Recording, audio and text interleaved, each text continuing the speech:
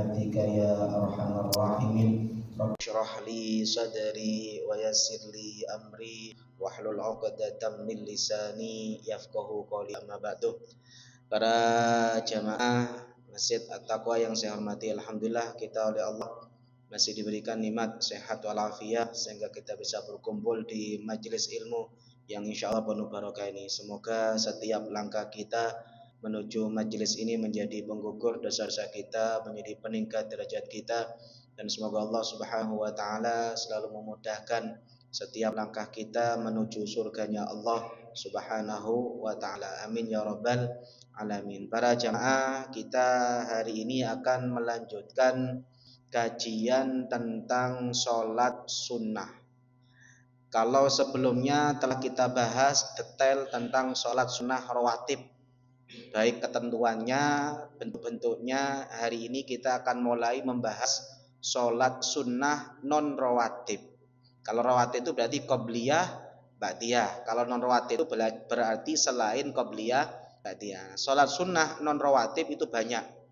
Ada sholat tahajud, ada sholat tasbih, ada sholat witir, ada sholat isyraq, ada sholat duha, ada sholat hajat, ada sholat istikharah, ada sholat awwabin, ada sholat taubat, ada sholat tahiyatul masjid, ada sholat sunnah wudu. Nanti tinggal dengan mana yang mau dilakukan. Atau ada yang sudah melakukan semuanya ini? Semoga nanti kita niati setelah ngaji ini ya kita minimal menjadi orang yang pernah melakukan semuanya. Amin ya rabbal alamin. Hari ini kita akan membahas tentang sholat tahajud. Sholat tahajud itu dalilnya ada pada surah Al-Isra ayat 79. Allah Subhanahu wa taala berfirman, "Wa minal laili fatahajjad bihi nafilah." Wa minal laili fatahajjad bihi nafilatan laka asa ayyab'atsaka rabbuka maqaman mahmuda. Kata Allah Subhanahu wa taala, dari sebagian malam maka usahalah untuk melakukan sholat tahajud sebagai sholat sunnah. Asa ayyab'atsaka rabbuka maqaman mahmuda. Semoga dengan sholat tahajud ini Allah akan mengangkat derajatmu ke derajat yang terpuji. Para jamaah hormati, jadi memang kalau kita lihat ya, biasanya orang-orang hebat itu saya punya ini. Jadi kalau kita lihat orang-orang hebat itu biasanya orang tuanya atau istrinya atau keluarganya itu adalah orang yang ahli tahajud. Karena Allah Subhanahu wa taala akan mengangkat derajat orang itu ketika istiqomah tahajud. Saya ingin tanya jenengan. Kira-kira kalau jenengan dapat hadiahnya umum dengan hadiah khusus itu lebih besar mana? Hadiah khusus. Kalau presiden ngasih hadiah umum kayak MBG kan kecil. Tapi kalau jenengan dapat hadiah khusus itu kan besar. Nah, orang kalau waktu siang yang minta kepada Allah itu banyak. Siang itu yang doa banyak. Hampir semua orang doa, hampir semua orang minta kepada Allah. Tapi hanya orang-orang khusus yang bisa minta, apalagi sampai nangis pada waktu malam hari. Mungkin saiki Joko, mek wong siji wong loro. Kira-kira nggih. Kalau Allah ngasih banyak atau sedikit?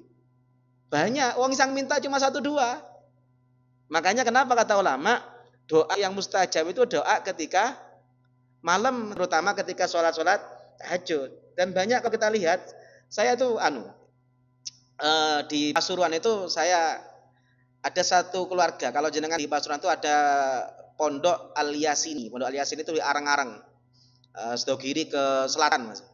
Itu saya ketepatan adik saya waktu itu tugas di situ. Nah, saya melihat itu beliau itu satu keluarga itu jadi orang hebat semua. Jadi Pondok Arang-Arang itu satu ada namanya Gus Mujib yang tahun kemarin, periode kemarin pernah menjadi wakil Bupati Pasuruan, ngasuh pesantren Al-Yasini. Adiknya itu perempuan, Ning Ilvi. Ning Ilvi itu Profesor Doktor Ilvi itu sekarang jadi rektor UIN Malik Ibrahim Malang. Jadi adiknya beliau yang perempuan itu, beliau juga mimpin pondok dan sekarang menjadi rektor di UIN Malik Ibrahim Malang. Kakaknya itu namanya Bunyai Hanifah. Itu jadi pengasuh pesantren juga. Semua keluarganya itu jadi orang hebat. Nah, saya melihatnya satu. Saya melihatnya ibunya. Gus Mujib itu sekeluarga itu punya ibu namanya Bunyai Zakiyah. Kata-kata dulu saya sering sowan sama ibu saya. Bunyai Zakiyah itu kalau malam itu biasanya bangun dari jam 12 sampai subuh. Adik saya ketika tugas itu kan beliau, masya Allah, saya kalau jenengan lihat itu, jadi beliau itu tinggal di atas itu, usianya sepuh, hampir 80, 70, 80-an lah, mungkin kalau nggak lebih. Gitu. Itu kalau mau jamaah itu dari atas ke bawah itu turun, masih kuat, punya Zakiyah itu, ibunya. Nah, pernah beliau itu bangun jam 2 itu nangis. Bangun jam 2 Pak, bukan bangun jam 6. Jenengan bangun jam 6 kan enggak nangis kan? Sebuah kawanan lillahi ta'ala kan enggak pernah nangis kita. Jadi beliau itu pernah curhat sama adik saya, karena adik saya kan tugas ngajar di situ. Beliau ngomong, aku mambengiku keawanan, kerinan, tangi ini kerinan. Adik saya tanya, jam pinten Bunyai? Kerinan tangi ini jam loro, biasanya tangi jam 12. Kata beliau, seakan anakku didungakno keterlambatan. Terlambatnya jam berapa? Jam 2 malam. Maka kemudian saya melihat, oh pantas anak-anak beliau tuh jadi orang hebat tuh yang ono pantas sih. Karena ibu beliau tuh kalau sholat tahajud wiritan dongakno anak mulai jam 12 bengi sampai subuh. Saya kemudian lihat, oh ya pantas anak kayak anak-anaknya beliau itu ono pantas sih, Pak. Nah, kalau anak saya sama jenengan yang seneng ngorok itu wis ndak kena narkoba wis alhamdulillah. Makanya ayo kalau kita ingin menjadi orang-orang yang hebat, anak-anak kita oleh Allah dikasih kedudukan yang hebat, ayo kita mulai dari orang tuanya gelem melek bengi. Meskipun tidak bisa seperti beliau, minimal salat tahajud 2 rakaat, petang rakaat, pokok ono tahajud deh. Ojo sampai ndak ono blas, ngoten nggih. Ini yang kemudian harus kita biasakan. Bon, yang kedua, ini di keluarga saya sendiri, Pak. Mbah saya itu satu keluarga, mbah saya itu saudaranya banyak. Mbah saya itu saudaranya banyak. Semua kakak beliau itu mondok. Jika kakak-kakak beliau itu mondok semua, karena pinter-pinter. Kecuali mbah saya, namanya Mbah Baihaqi, itu ndak mondok. Kata buyut saya, kenapa kok mbah saya ndak mondok? Polai ndak pati cerdas. Uteke ndak pati melaku. Jadi mbah saya itu oleh buyut saya dari mondokkan. Karena kata buyut saya, wis percuma awakmu mondok ya ndak kira alim. Karena uteke ndak pati cerdas. Jadi kakaknya itu mondok semua. Maka kakak beliau itu ada yang diambil menantu kiai, banyak. Nah, ada satu hal yang saya pelajari dari beliau. Nah, mbah saya, Mbah Baihaqi itu punya prinsip begini. Karena beliau itu wis ndak mondok, jadi beliau itu dari kecil ya memang di sawah, garap sawah dan macam-macam. Paling pinter, mbah saya itu paling pinter kalau ke sawah. Nah, mbah saya itu ngomong begini, wis cukup aku tok sing goblok, cukup aku tok sing ndak duwe ilmu. Anak puturunku harus menjadi orang-orang yang berilmu. Maka apa yang dilakukan beliau? Karena beliau bukan orang yang punya ilmu, lewat jalur nirakati anak putune. Ini yang saya nggak bisa niru gitu. Ya era cucu wis beda. Mbah saya itu kalau sholat tahajud itu ya kadang-kadang kalau wiritan itu cerita bahasa saya, mbahmu ku biyen mek wiritan itu kadang-kadang sampai wiritan di atas sumur supaya nggak ngantuk katanya. Loh, saya lihat. Ini bukan kenapa tahadus bini. Dari keluarga beliau itu kan banyak. Meskipun dari keluarga beliau kakaknya itu banyak yang diambil menantu kiai. Tapi kalau saya lihat jalur yang banyak menjadi ustadz, menjadi kiai, menjadi pengasuh pesantren adalah anak keturunan dari jalur beliau. Jadi anak beliau itu 4. Anak pertama abah saya, anak kedua paman saya, kemudian paman lagi bibik saya. 4-empatnya semuanya pengasuh pesantren, pengasuh madrasah, pengasuh masjid. Dan rumahnya sama semua. Jadi rumahnya abah saya, rumahnya paman saya, rumahnya bebek saya itu sama. Apa? Yaitu di selatannya masjid, rumahnya ngadep ke utara. 4-empatnya semuanya sama. Karena mbah saya doa, anakku harus iso ngurip-nguri masjid. Maka beliau doa, semua anakku harus rumahnya dempet masjid, selatan masjid, ngadep utara. Dan semuanya, empat-empatnya sama semua. Paman saya itu yang paling banyak pesantrennya. Jadi Pak saya punya paman itu pesantrennya santrinya sampai 1.000. Yang terkenal alim itu paman saya. Saya mikir mungkin barokai tirakate dungane wong tua. Dan saya merasakan, saya kadang-kadang merasakan saya oleh Allah dikasih mudah ngafalkan hadis, saya dikasih mudah bisa memahami teks-teks kitab-kitab berbahasa Arab. Itu mungkin bukan karena saya, tapi karena tirakatnya mbah saya. Meskipun putu ini tidak kuat tirakat kan lumayan ono bekasi tidakate mbah kan si ono nyiprate gitu. Paham ya? Makanya ayo ya ini juga untuk pelajaran saya karena saya juga sekarang punya anak.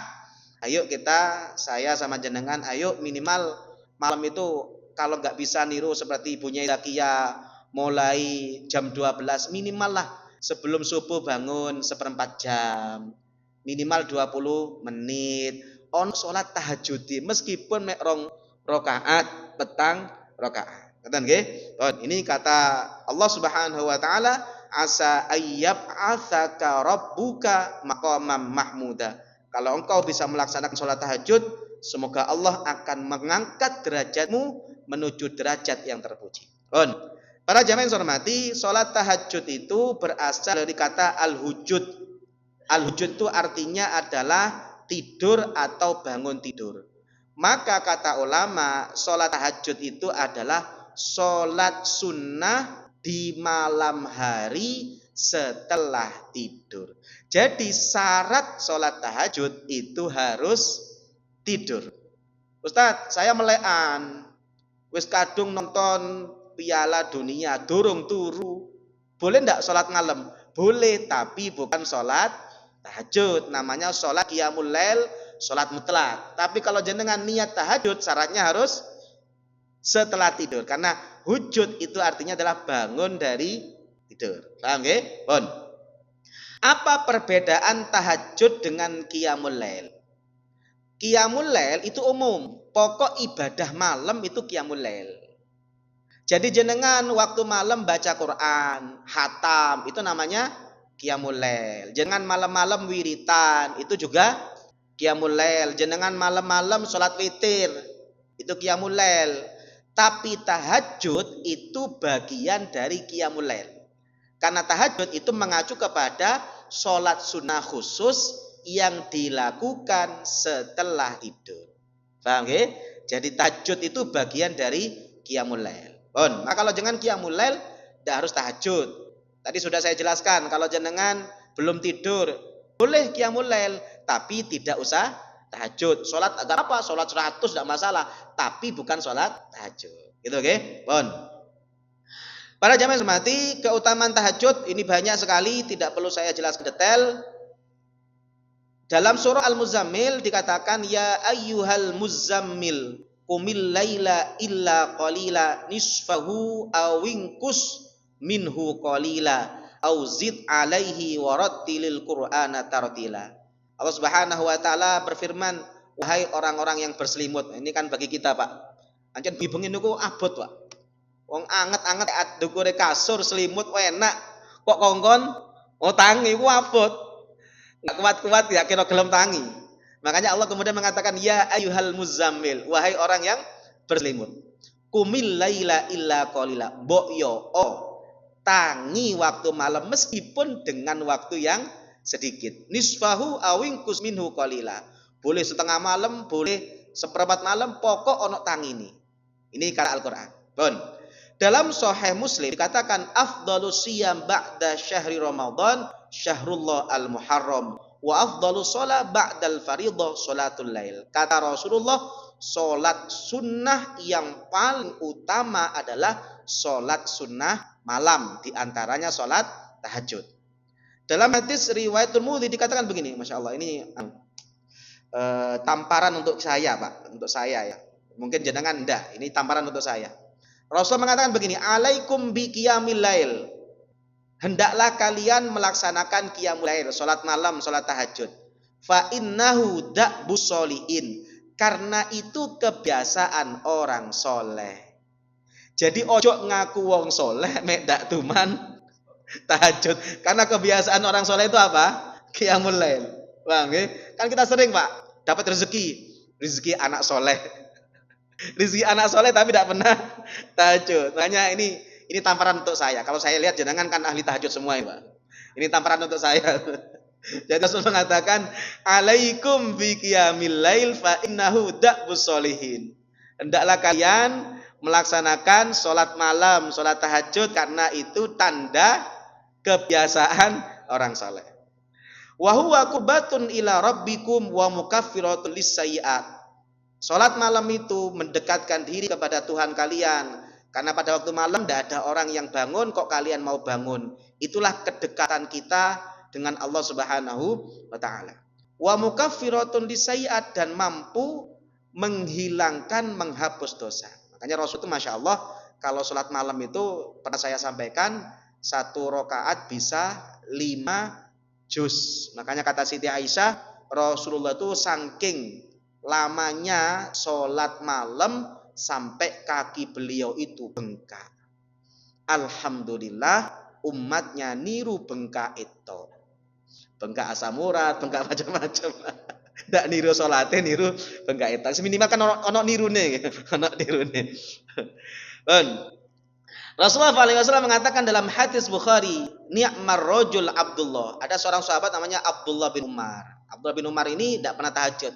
Rasul mengatakan Abdullah itu orang baik, asalkan sholat tahajud. Jadi ada asalkannya, Pak. Jadi Abdullah itu api, liane api, kurang siji kata Rasulullah. Apa? Lau kana yusolli billail. Maka Salim anaknya Abdullah ini mengatakan fakana Abdullah la yanamu minal laili illa qalila. Setelah Rasul mengatakan Abdullah itu orang baik, asalkan tahajud, setelah mendengar itu, beliau seumur hidup tidak pernah tidur malam kecuali sedikit. Ini sahabat, ya. Sahabat itu kalau dikasih tahu Rasul itu seumur hidup langsung gas gitu loh, Pak. Kalau saya sama jangan kan, saya dikandani, engkau wis hilang. Engkau wis hilang. Tapi tidak, insya Allah tak lihat wajah-wajah dengan wajah-wajah orang soleh ini. Insya Allah mulai malam, nanti malam minimal 2 rakaat isi lah, 3 rakaat, 4 rakaat gitu. Bon, ini Rasulullah. Bon, ada satu hal yang menarik. Namanya Abul Walid An-Naisaburi. Beliau mengatakan, annal mutahajjid yashfa'u fi ahli baiti. Orang yang ahli tahajud itu kelak oleh Allah dikasih keistimewaan untuk bisa memberikan syafaat pada keluarganya. Makanya usahakan sak keluarga iku ono sing ahli tahajud siji lah. Dek iso kabeh minimal siji. Mbok menawa sing liyane engko masuk hisab iku abot ngono nggih. Nah, ono sing bagian ngekeki syafaat. Mek sak keluarga ndak ono sing ahli tahajud blas. Kan golek syafaat terus repot.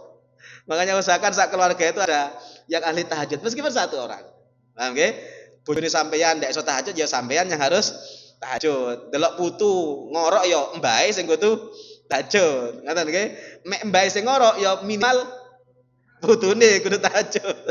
Jadi keluarga harus ada 1 karena nanti ahli tahajud itu bisa memberikan syafaat kepada 1 keluarga. Ngoten nggih. Junaid al-Baghdadi, beliau ketika wafat ada salah seorang muridnya yang kemudian bermimpi. Beliau kemudian dikatakan, bagaimana kondisimu dalam kubur? Maka Junaid al-Baghdadi, Masya Allah, saya dulu ahli ceramah. Ternyata ceramah saya itu tidak ada apa-apanya. Saya dulu ahli ngarang kitab. Ternyata karangan kitab saya tidak ada apa-apanya. Kenapa? Potensi tidak ikhlasnya tinggi. Kata beliau, yang bermanfaat bagi saya itu apa? Rokaat-rokaat kecil yang saya rukuk ketika menjelang subuh, yaitu sholat tahajud. Ngapunten. Sholat jamaah jenengan sama saya. Sholat jamaah sama jenengan. Penyakitnya akeh. Potensi riyaknya tinggi. Nggih mboten? Saya sama jenengan sholat tahajud, sholat jamaah itu kan potensi riyaknya tinggi.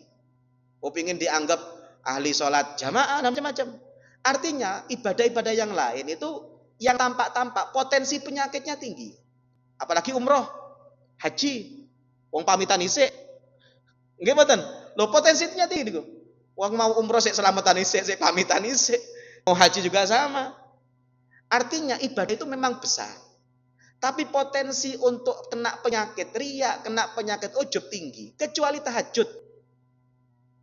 Tahajud itu kalau enggak ikhlas, enggak mungkin.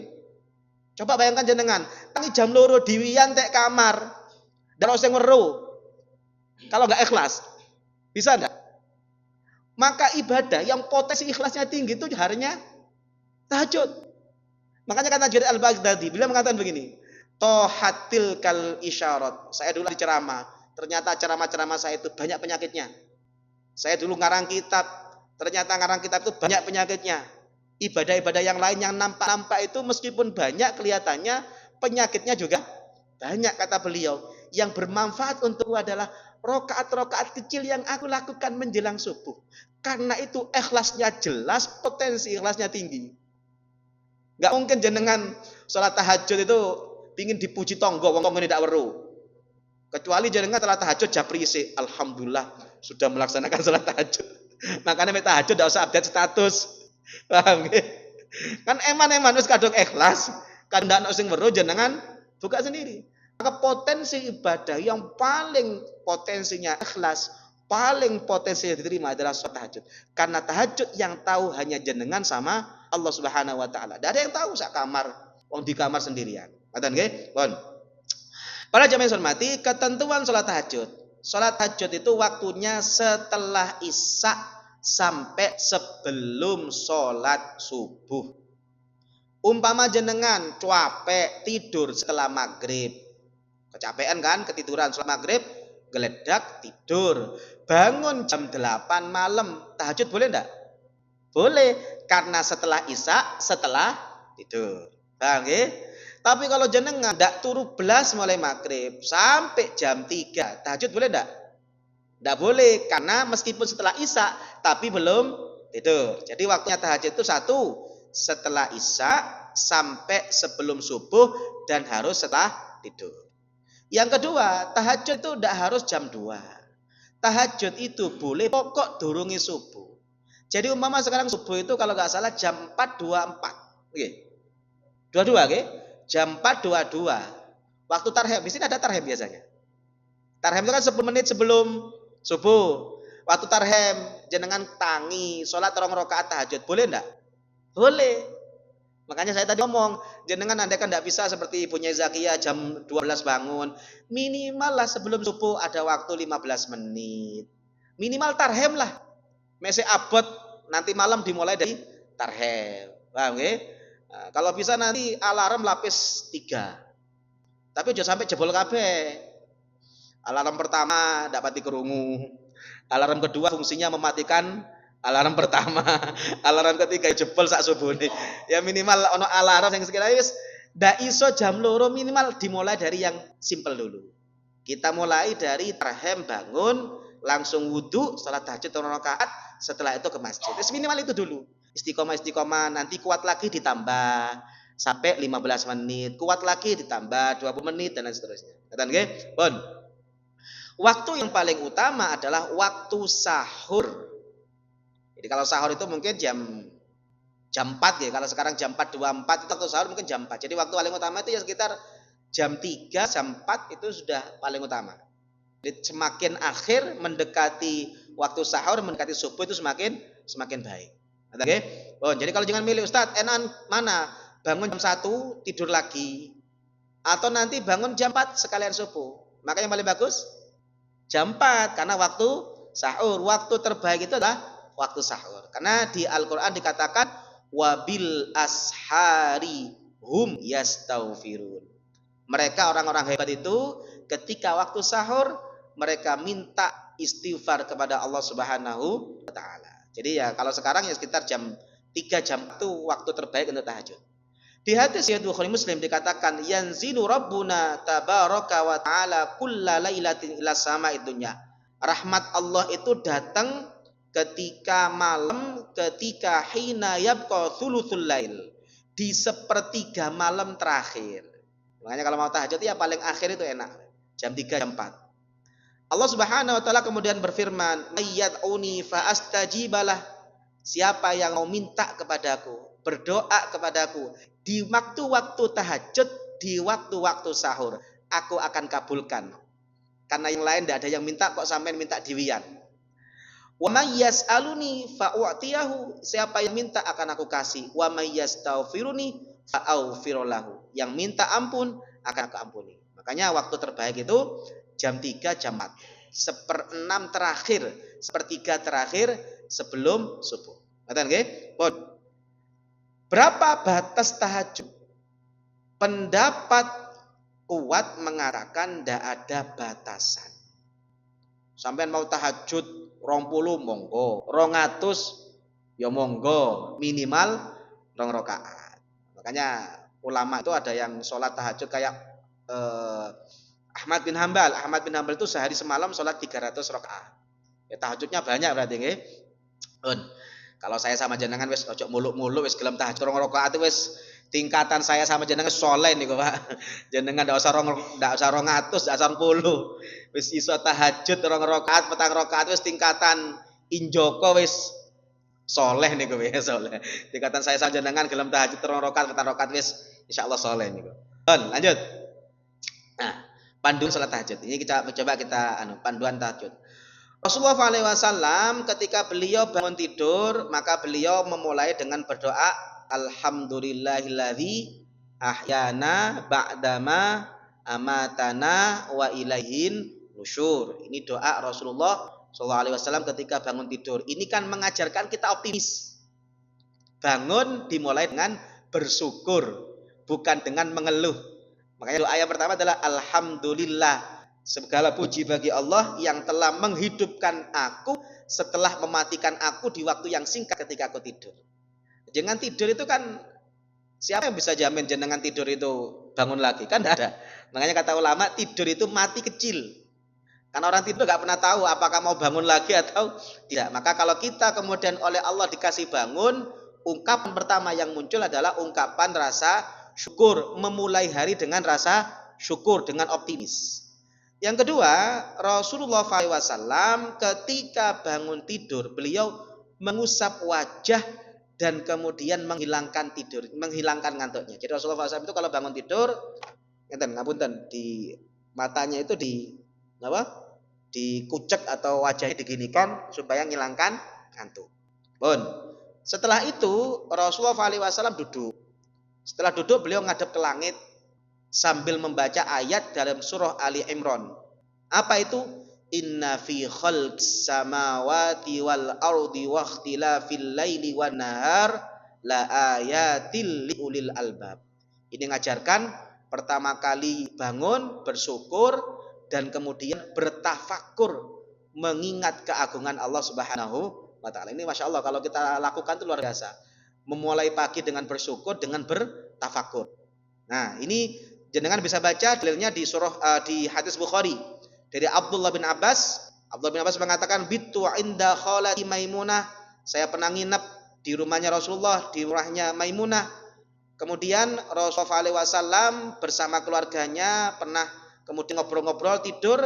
Kemudian 1/3 terakhir, falamma kana thuluthul lail al-akhir qa'ada fanadha ila sama. Ketika beliau bangun 1/3 malam, beliau bangun ngadep ke langit membaca ayat inna fi khalqis samawati wal ardi wa ikhtilafil lail wan nahari la ayatil liulil albab. Kemudian beliau wudu dan beliau kemudian sikatan dan kemudian beliau sholat 11 rakaat. Nomor 2, setelah kita bangun anjurannya adalah langsung ke kamar mandi, bukan langsung pegang HP. Biasanya pertama kali bangun tuh golek HP ini bingung. HP ini isik mau WA, akhirnya tidak sempat tahajud. Maka panduannya HP itu nanti. Jadi bangun tidur, kemudian berdiri, duduk, ngadep langit, baca doa, langsung menuju kamar mandi, langsung gikat gigi. Di hadis Bukhari dikatakan, kana idza qama minal lail yashusu fahu bisiwak. Rasulullah bangun tidur, langsung beliau sikat gigi. Jenengan ngadep wali kota, tangi turu ndak sikat gigi. Wani jenengan. Kan yo ndak pati wani, mosok ngadep pangeran dikai abab ambu. Ya minimal durung tahajud itu ya sikat gigi. Maka Rasulullah bangun tidur sikat gigi. Kenapa? Karena beliau mau ngadep Allah Subhanahu wa taala. Selanjutnya, ketika selesai wudu sikat gigi, kalau mau tahajud jangan ngegas, pemanasan dulu. Sunnahnya itu melakukan sholat ringan 2 rakaat. Sing sholat abot-abot itu nanti di pertengahan. Jangan langsung di awal langsung tasbih. Ibarat orang olahraga itu langsung belayu tanpa pemanasan. Makanya Rasulullah ngajarkan kalau mau sholat malam mulai dari rakaat kecil dulu 2 rakaat. Ada ulama yang mengatakan dimulai dari sholat ba'daya wudu. Kan jangan setelah kamar mandi kan wudu. Sebelum tahajud, sebelum tasbih yang berat-berat itu mulai dari yang ringan. Sholat apa? Sholat ba'daya wudu 2 rakaat ringan. Tidak usah anu. Nanti yang kedua mau tasbih monggo, mau hajat, mau lama nggak apa-apa. Tapi dimulai dari yang ringan. Makanya dalam hadis Muslim dikatakan karena Rasulullah idza qama minal lail. Rasulullah itu kalau bangun malam liyusalliya iftataha sholatahu bi rak'ataini khafifataini. Beliau itu kalau sholat malam tidak langsung ngegas. Jadi riwayat yang Rasulullah sholat sampai 1 rakaat 5 juz itu nanti. Beliau memulai dengan 2 rakaat ringan. Nanti mau hataman Quran monggo, tapi nanti jangan di awal. Awal itu pakai pemanasan dulu, 2 rakaat ringan. Paham nggih? Apalagi masya Allah nggih jenengan kalau bisa baca hataman, masya Allah nggih Pak. Coba sekali Pak, kita punya target hatam Quran dalam sholat itu nih. Kita kan hatam Quran kan baca gitu. Coba jangan punya target hatam Quran waktu tahajud itu masya Allah. Jadi dengan tahajud itu, kalau nggak bisa sak juz, 5 juz kayak Rasulullah minimal 1 rakaat JP sak lembar, JP rong lembar, tapi istiqomah. Jadi nanti kita punya target pernah hatam dalam sholat. Minimal niru. Kalau Utsman bin Affan itu di beberapa riwayat sahih, hatam Quran sekali sholat tahajud. Itu Utsman Pak, bukan Pak Utsman. Utsman bin Affan. Okay? Jadi kalau Utsman bin Affan itu sholat tahajud sekali sholat hatam Quran. Kalau Imam Syafi'i, kalau Ramadan, 1 hari hatam Al-Quran di luar sholat, hatam Al-Quran di dalam sholat per hari. Saya sama jenengan, ndak iso niru Imam Syafi'i, ndak iso niru Utsman bin Affan. Minimal seumur hidup pernah hatam Quran pada waktu sholat, meskipun ndak iso bendino. Ndak iso ben wulan, minimal kita punya target seumur hidup pernah hatam Quran waktu tahajud. Pernah hatam Quran waktu saat tahajud seumur hidup 2 kali kan ya wis pindoan lah, pindoan. Oke, usahakan ayo kita punya Quran kecil itu yang kita targetkan tahajud kita hatamkan. Jadi ada 1 Quran yang ada penandanya ini khusus tahajud. 1 hari 1 kali suara tahajud, 1 rakaat 2 rakaat itu enggak masalah. Yang penting istiqomah. Ngerti nggih? Pun. Sholat tahajud itu sholat bisa 4 rakaat langsung, boleh 4 rakaat bisa. Rasulullah itu pernah sholat tahajud, sholat witir ya, 9 rakaat full. Maka kata ulama sholat tahajud sama, bisa 4 rakaat 1 salam. Tapi yang paling bagus 2. Karena hadis riwayat Tirmidzi dikatakan sholatul lail wan nahar mathna. Kemudian, nah ini penting. Kalau tahajud sunnah mengeraskan suara. Dengan syarat tidak ganggu orang tidur. Ada 2 pelajaran yang bisa kita pelajari di sini. 1, kalau tahajud itu harus suaranya agak lirih. Baca Qur'annya agak lirih, tapi syaratnya tidak ganggu orang tidur. Paham nggih? Ojo gawe toa. Minimal gak ganggu orang tidur. Ngapunten. Islam itu masya Allah. Orang sholat saja tidak boleh ganggu orang tidur. Tahajud kan ibadah. Tidak boleh ganggu orang tidur. Apalagi son horek. Salah wis dudu ibadah, ganggu wong turu yang rusak. Okay? Jadi orang sholat saja tidak boleh ganggu orang tidur. Itu hebatnya Islam. Ya kalau jenengan saya setuju sebenarnya. Saya kalau ditanya Ustaz bagaimana pengaturan sound system, pengaturan toa, saya setuju. Ojo bengi-bengi Pak. Saya kadang-kadang mikir nggih. Ngaji Quran itu kan bagus. Ya, saya dulu ketika ada orang mengkritik ini kenapa kok pemerintah membatasi jam 10 malam harus tidak boleh pakai sound luar. Saya setuju, kenapa? Tetangga masjid itu tidak semuanya nganggur, besok subuh harus cari kerja. Bayangkan gara-gara ngoco Quran, ada tetangganya tidak iso turu. Gara-gara gak iso turu menini tangi telat dipecat. Apa enggak dosa? Kan tidak pernah ada larangan baca Quran kan? Yang dilarang ayo ojo ganggu. Makanya saya sebetulnya setuju dengan proses ada pembatasan sound di luar itu, jangan malam-malam, saya setuju. Karena di dalam fikih sendiri, orang tahajud pun sunnah ngeraskan suara, syaratnya tidak ganggu orang tidur. Paham nggih? Pun. Kemudian berhenti kalau ngantuk, jangan maksa. Kenapa? Karena takut doai keliru gara-gara ngantuk. Doa jaluk alpat, keliru jaluk berkat. Akhirnya oleh berkat cilik. Makanya di hadis riwayat Bukhari Muslim dikatakan, "Idza na'isa ahadukum fi sholati falyarqud." Kalau kalian waktu sholat ngantuk, jangan dipaksa, istirahat dulu. Tidur dulu hatta yadhhaba anhu naum, sampai ngantuknya hilang. Kenapa? Fa inna ahadakum wa huwa na'isun la'allahu yadhhabu yastaghfiru fayasubbu nafsa. Jangan sampai gara-gara ngantuk niatnya jaluk api, ternyata gara-gara ngantuk jaluk elek. Pingin jaluk panjang umur, akhirnya jaluk pendek umur gara-gara ngantuk. Makanya kalau ngantuk istirahat dulu. Bon. Lanjut yang ketujuh. Nah ini, sunnah bangunkan keluarga untuk sholat bareng. Jadi yang paling enak itu mlebu surga bareng-bareng. Ojo seneng mlebu surga dhewean. Makanya kalau jenengan minimal ini keluarga nggih, keluarga minimal jenengan bojone ditangeni, anake ditangeni. Masya Allah kalau jangan coba jenengan sesekali Pak. Sholat tahajud jamaah ambek bojone dhewe. Itu nikmat tersendiri. Jangan bisa sholat tahajud iso jamaah ambek bojone, itu Masya Allah ada kenikmatan tersendiri. Sesekali lah. Masa kita itu kalau ke mall full team, tahajud tidak pernah full team. Ke tempat wisata full team sak keluarga, tahajud tidak pernah dibangunkan. Makanya kalau sesekali-kali ada tahajud bareng sama istri, sama anak, itu ada kenikmatan tersendiri.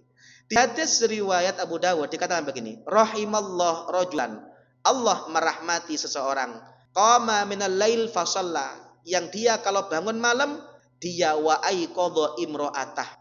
Ketika dia bangun malam dia ingat istrinya, akhirnya istrinya juga dibangunkan. Fasallat, dan istrinya bisa bareng sholat tahajud. Fa in abad, kalau istrinya tidak mau, nadhaha fi wajhiha alma, dia ambil air dicipratkan ke wajahnya istrinya supaya bangun. Ini kan luar biasa nggih. Tapi yo syaratnya siji Pak, sampai bojone ngamukan. Wahimallah imro'atan, Allah merahmati perempuan, qomat nalail, yang dia senang bangun malam. Ketika dia bangun malam, wa aiqadhat zaujaha, dia membangunkan suaminya. Fa in aba, kalau suaminya tidak mau bangun, dia ambil cebok disiramno. Dicipratkan Pak, cipratkan maksudnya itu. Sesekali lah jenengan sholat tahajud sama kita itu, ayo coba jangan rasakan sesekali ada momen-momen kita pernah nangis bareng waktu tahajud sama suami sama istri. Kita minta bareng-bareng, kita sholat jamaah, itu ada kenikmatan tersendiri. Bon. Di hadis yang lain, di Ibnu Majah dikatakan begini, idza staiqadha rajul minal lail, kalau ada orang bangun tidur, kemudian dia membangunkan istrinya, membangunkan suaminya, fasallaya rakaataini, keduanya akhirnya sholat bareng, 2 rakaat tahajud. Kutiba minadz-dzakirin katsira wadz-dzakirat, maka keduanya akan dicatat sebagai orang yang ahli zikir, dua-duanya suami istri. Yang ke-8, sunnah membiasakan jumlah dan kadar sholat yang bisa istiqomah. Pun tahajud itu ngaten, Pak. Jangan jadi orang sing kumat-kumatan. Kumat semangat tahajud 20 rakaat. Kumat dak semangat subuh di kawanan lillahi taala. Rasulullah SAW mengatakan ibadah paling baik adwamuha wa inqallah. Ibadah yang kontinu istiqomah meskipun sedikit. Jadi jangan kalau mau tahajud, ojo langsung ngegas. Jangan nanti malam nggih, belum biasa tahajud. Ojo langsung 20, mulai 2 rakaat dulu. Istiqomah 2 rakaat. Kok setelah 2 rakaat dirasa pingin nambah 4 rakaat mampu, nambah 4 rakaat. Paham nggih? Jangan sampai waktu semangat cicilan akeh, debt collector nagih, bangun jam 2. Engko dikai lancar, wis lali nang tahajud. Iku jenenge kumatan. Istiqomah biasakan, kalau ingin nambah ditambah yang sekiranya kita bisa istiqomah. Oke, on. Rasul mengatakan begini, khudhu minal a'mal ma tutikun. Ibadahlah semampu kalian meskipun kecil. Karena Allah tidak bosan sampai kalian yang bosan. Kalau kita sholat 20 rakaat, dapat 1 bulan kita bosan, maka Allah bosan. Lebih bagus kita sholat 2 rakaat istiqomah terus, kita tidak bosan, Allah juga nggak bosan. Paham ya? Yang ke-9, sunnah tidur niat untuk sholat tahajud. Nah, ini penting, Pak. Mbok menawa jenengan ndak sholat tahajud tetap oleh ganjaran tahajud, minimal oleh ganjaran niat. Tapi ojo bendino ganjaran niat. Rasulullah mengatakan begini dalam hadis Ibnu Majah, man ata firasyahu wa huwa yanwi ayyakuma fayusalliya minal lail fa ghalabathu ainuh hatta yusbiha kutiba lahu ma nawa. Kata Rasulullah, orang yang ketika tidur dia niat, ya Allah, saya ingin tidur supaya nanti bisa bangun jam 4 bisa tahajud. Wis niat kan? Ternyata ketiduran sampai azan, maka kata Rasulullah SAW, dia akan dapat pahala tahajud. Aduh enak ya, bendino oleh tahajud tapi pahala niat. Terus minimal kan oleh pahala niat, Pak. Ya, tahap awal pahala niat, nanti dapat 1 bulan ditambah pahala 2 rakaat. Wa kana namu shadaqatan. Masya Allah gitu. Orang yang setiap tidur niat mau tahajud, tidurnya dianggap sedekah. Makanya pokoknya jenengan kesel kaya apapun niat tahajud. Mbok menawa tahajud alhamdulillah, ndak tahajud oleh ganjaran sedekah mbek niat. Nggih, pun. Bisa kurang berapa? 5 menit nih, masih banyak ini. Tak selesaikan buat tahajud. Yang ke-10, ketika tahajud sunnah memperbanyak istighfar. Jadi kalau jenengan kalau malam itu wiridan yang lain itu yang paling banyak istighfar. Sholawat tuh baik, tapi kalau waktu malam yang paling bagus adalah istighfar dan doa. Betul nggih? Pun terakhir nanti kita akan ada sesi tanya jawab. Sunnah tidur qailulah. Tidur qailulah apa? Tidur sebelum duhur meskipun 5 menit 10 menit. Itu namanya tidur qailulah. Rasulullah SAW itu kalau tidur itu qailulah. Umpama sekarang duhur itu jam 11 berapa guys? 11.30 lah.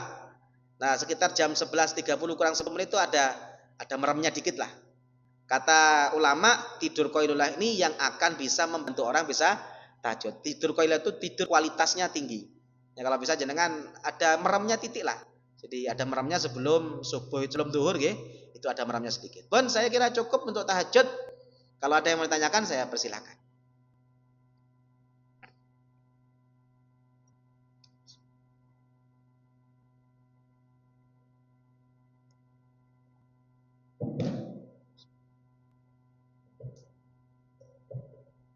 Assalamualaikum warahmatullahi wabarakatuh.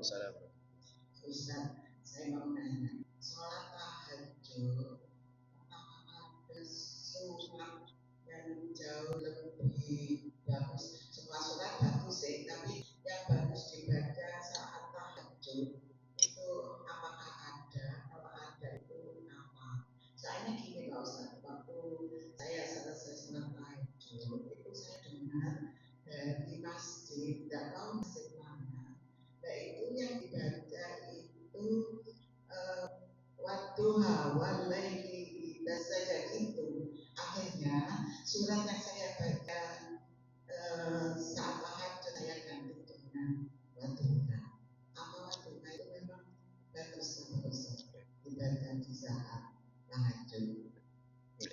Kemudian kalau ada surat-surat lain selain itu mungkin Pak Ustaz bisa menyarankan. Kemudian yang kedua Pak Ustaz, kalau misalnya kita itu punya program ya seumur hidup, misalnya saya ingin menghatamkan Al-Quran di saat tahajud. Nah yang saya bayangkan gini, misalnya saya ingin baca 1 surat gitu dalam 1 rakaat. Caranya bawa Al-Quran itu gimana Ustaz? Apa boleh kita sholat dengan membawa Al-Quran yang tipis-tipis itu kan saya punya itu. Misalnya saya kepek kita gimana Ustaz? Kan nggak boleh gerak selain gerakan sholat. Nah itu mohon penjelasannya Ustaz. Terima kasih. Wassalamualaikum warahmatullahi wabarakatuh. Waalaikumsalam.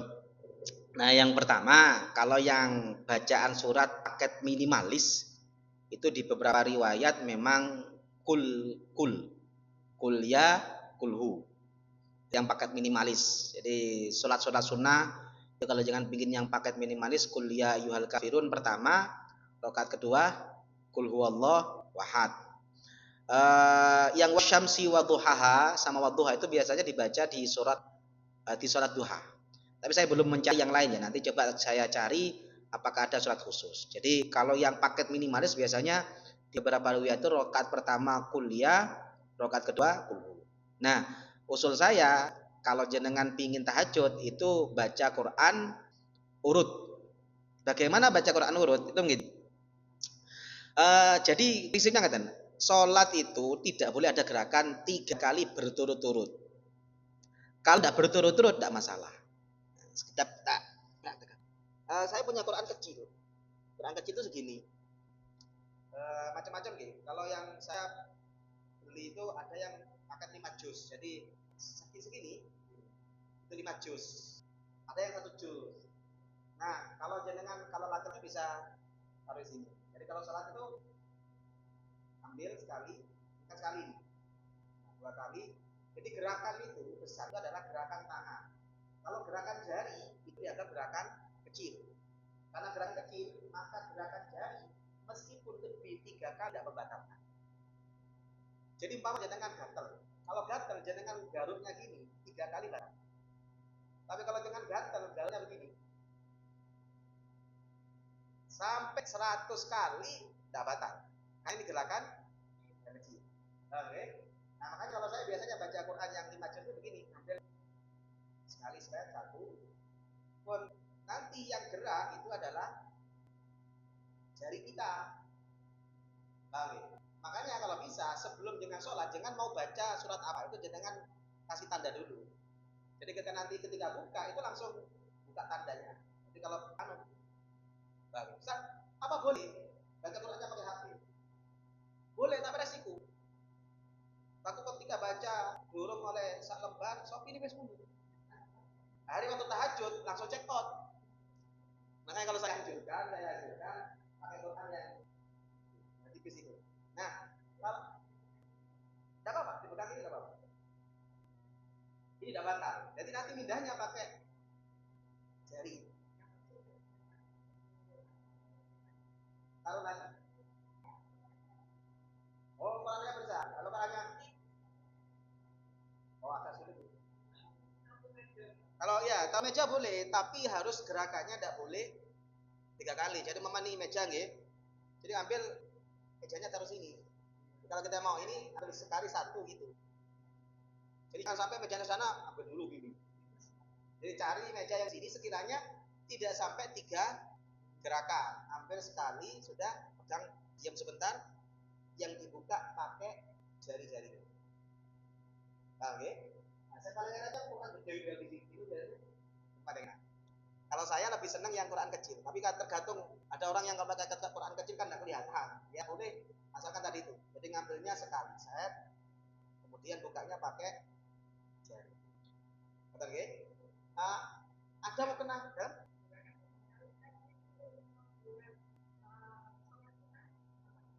Tiga kali berturut-turut batal. Kamu kalau segini kan cuma sekali, tidak batal. Atau begini kan cuma sekali. Yang batal itu 3 kali berturut-turut. Kalau 3 kali tidak berturut-turut tidak batal. Atau jenengan sholat mau ngaju ke situ 1, 2.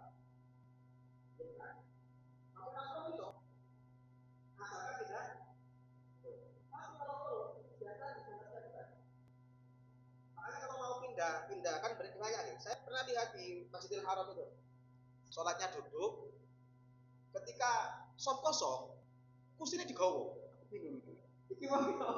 Saya kira kan tidak bisa anak gitu. Ketika kosong itu kursi ini digowo, belayu.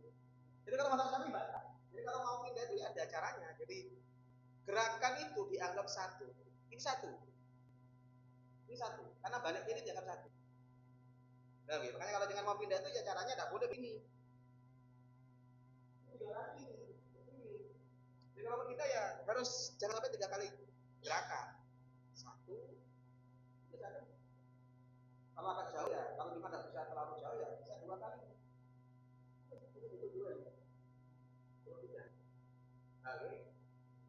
Oke. Ada lagi? Tak cekap? Bisa nggih? Cekap nggih? Semoga menjadi ilmu yang manfaat barokah. Semoga kita dijadikan orang yang istiqomah dalam kebaikan. Bismillahirrahmanirrahim. Alhamdulillahirabbil alamin. Allahumma shalli wa sallim ala sayyidina Muhammad wa ala ali sayyidina Muhammad. Rabbana ighfir lana wa liwalidina warhamhum kama rabbawna shighara. Allahumma anfa'na bima 'allamtana wa 'allimna ma yanfa'una wa zidna 'ilma. Rabbana la tuzigh qulubana ba'da idh hadaitana wa hab lana min ladunka rahmah innaka antal wahhab. Rabbana hab lana min azwajina wa dhurriyyatina qurrata a'yun waj'alna lil muttaqina imama. Rabbana atina fid dunya hasanah wa fil akhirati hasanah wa qina adzaban nar. Wa sallallahu ala sayyidina Muhammad wa ala alihi washabihi wasallam. Subhana rabbika rabbil izzati amma yasifun wa salamun alal mursalin walhamdulillahi rabbil alamin. Ini yang bisa saya sampaikan, kurang lebihnya saya mohon maaf. Subhanakallahumma bihamdika asyhadu an la ilaha illa anta astaghfiruka wa atubu ilaik. Wa akhran wassalamualaikum warahmatullahi wabarakatuh.